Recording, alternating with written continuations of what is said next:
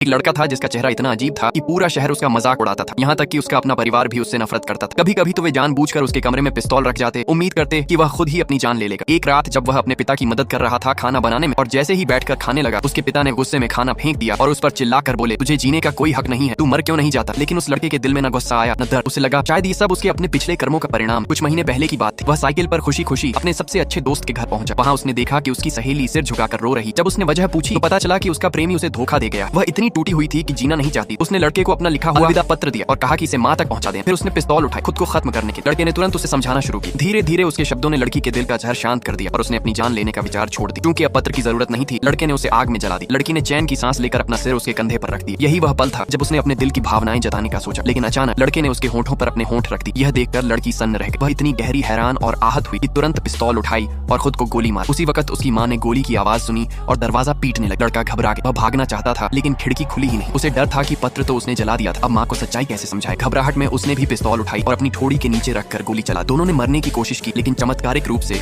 दोनों बच गए। अब दोनों केवल उस सुंदरता और मासूमियत को तरसते हैं जो कभी उनके जीवन में थी।